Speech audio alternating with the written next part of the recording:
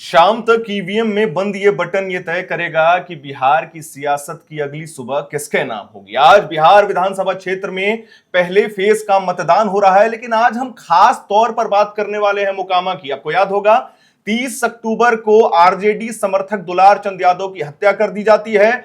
उसके बाद अनंत सिंह जेल चले जाते हैं। ये प्रक्रिया चल रही थी। अभी वर्तमान में हमारी एयर नाउ की टीम मोकामा में उपस्थित है और पूरी दुनिया की निगाहें खास करके आज बिहार के मोकामा पर टिकी हुई हैं, क्योंकि बिहार में बाहुबली क्षेत्र में गिना जाता है मोकामा को।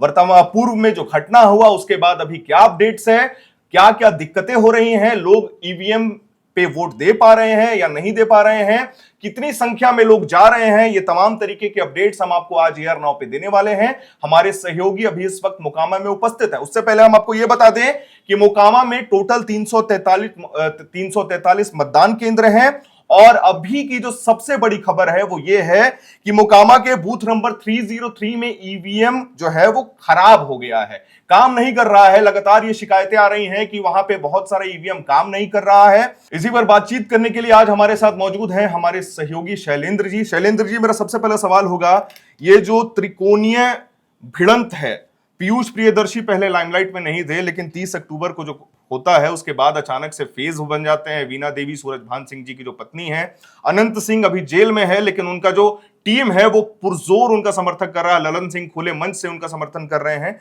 इसके बारे में आप क्या कहिएगा? अभी देखिए, ये तो तय था, पहले से ये तय था जो वहां पे लड़ाई दिलचस्प होने वाली है, क्योंकि पिछली बार जब 2022 में उपचुनाव हुए थे तो उस समय जरूर उनकी पत्नी अनंत सिंह की पत्नी चुनाव जीती थी, लेकिन उनकी मौजूदगी उस समय भी, अनंत सिंह की मौजूदगी उस समय भी वहां पे विधानसभा क्षेत्र में नहीं थी।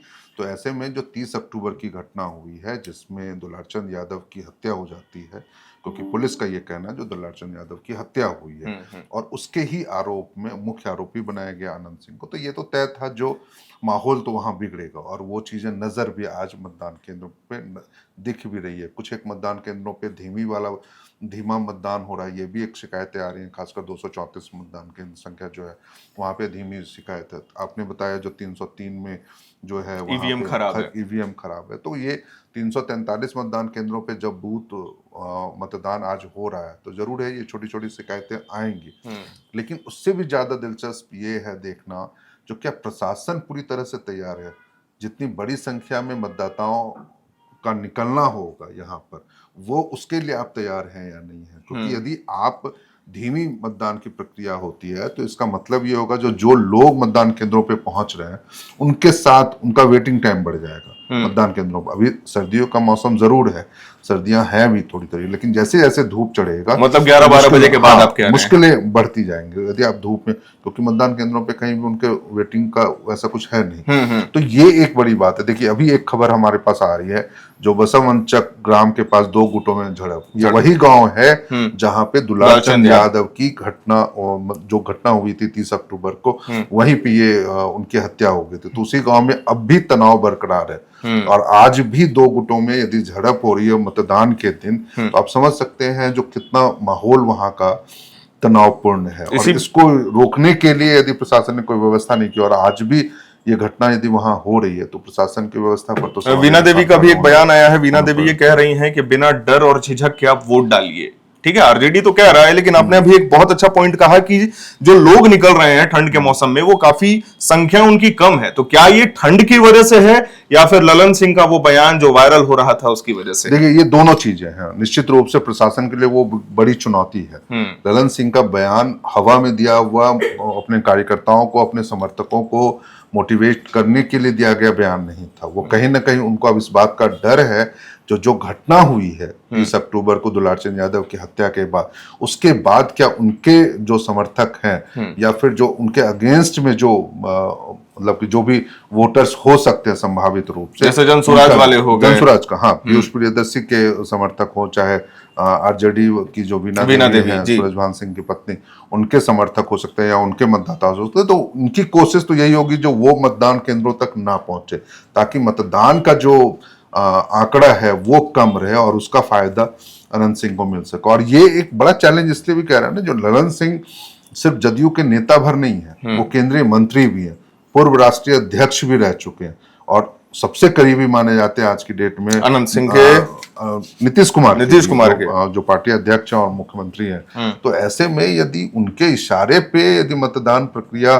को किसी भी तरीके से, किसी भी रूप में आप यदि बाधित करने का प्रयास करते हैं, रोकने का कम या उसको कम करने का प्रयास करते हैं, तो ये एक मामला काफी गंभीर हो सकता है।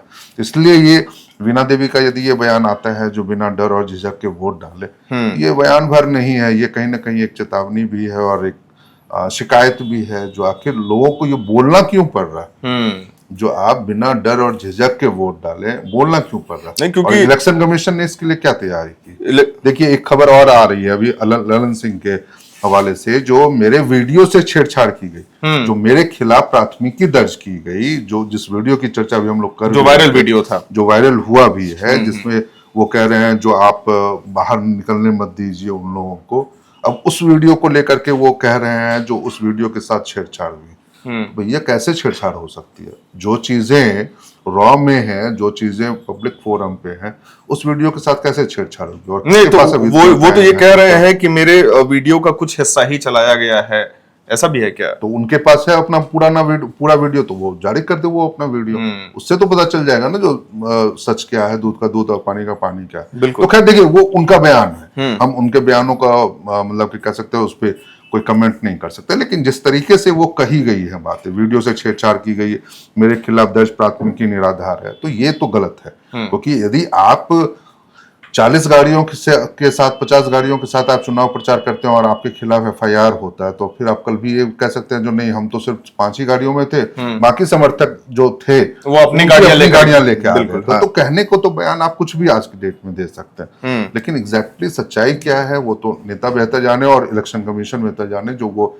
क्या कार्रवाई इस मामले में। एक उम्मीदवार के बारे में मैं आपसे जानना चाहूंगा, पीयूष प्रियदर्शी। मैंने शुरुआत में भी आपसे ये सवाल किया था कि वो एकदम लाइट में नहीं थे। दुलारचंद यादव की हत्या हो जाती है 30 अक्टूबर को, उसके बाद अचानक निकलते हैं, क्योंकि उससे पहले हम देख रहे थे कि मोकामा में 2 ही प्रतिद्वंदी हैं, एक वीणा देवी हैं और एक अनंत सिंह है। अनंत सिंह तो अभी जेल में है, लेकिन पीयूष प्रियदर्शी आपको क्या लगता है कि इस मौके में थोड़ा सा ऊपर आ सकते हैं और क्या रेशियो रहने वाला है? देखिए पीयूष प्रियदर्शी को आप थोड़ा सा मौका वाली बात नहीं कर सकते उस आदमी के साथ, क्योंकि मुझे जो पता है बांका का ये लड़का 35 या 37 साल का है, वो उसने अपनी पिछले 3 साल से वो तैयारी में जुटा हुआ था वहां पे।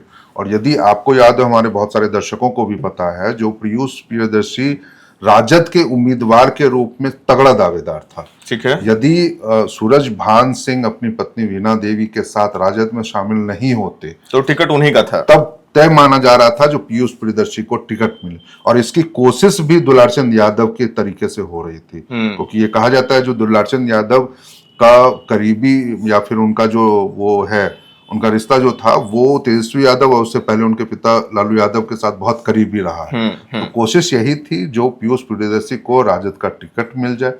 अंत समय में जब उनको नहीं मिला और वो जब ये बातें हो गई जो हाँ अब सूरजभान सिंह अपनी पत्नी के साथ चुनाव मैदान में उतर रहे हैं और वो राजद में शामिल होके, तो उसके बाद ही उनको जनसुराज का टिकट मिला। यानी दावेदार और मजबूत चेहरा वो पहले से रहे, लेकिन इस घटना ने ये जरूर है जो उनको सुर्खियों में ला दिया। नहीं, क्योंकि अभी क्या है ना शैलेंद्र जी, मोकामा सबसे हॉट सीट में है, बहुत जगह चुनाव हो रहा है, महुआ में भी है, बहुत सारी जगहों पे है, लेकिन सबकी निगाहें मोकामा पर टिकी हुई हैं और कारण वही 30 अक्टूबर वाला जो वारदात था। लेकिन एक जो शिकायतें आ रही हैं तमाम, अभी देखिए 3 अपडेट हमें आया है कि लगातार ईवीएम खराब होने की शिकायतें आ रही हैं, लोग आधा घंटा 1 घंटा इंतजार कर रहे हैं। ये क्यों हो रहा है, कैसे हो रही? खैर टेक्निकल एस्पेक्ट है, लेकिन ऐसा नहीं होना चाहिए था। ये नहीं होना चाहिए, क्योंकि देखिए आप कई चरणों में ईवीएम की जो उनको ठीक रखने की जो प्रक्रिया होती है, चीजें जो होती है, वो बेहतर की व्यवस्था होनी चाहिए थी, और आप उसको कई बार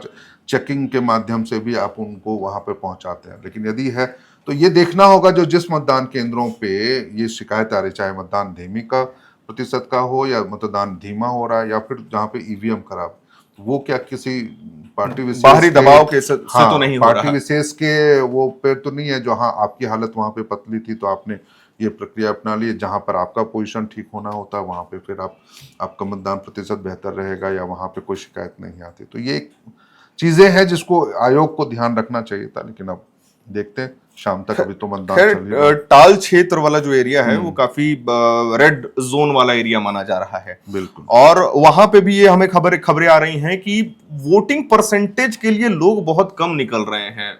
ये एक फैक्टर है मोकामा में। अभी एक खबर आई है कि आरा में भी जो है कुछ कुछ बूथ नंबर पे जो है वोटिंग परसेंटेज है वो कम हो रहा है।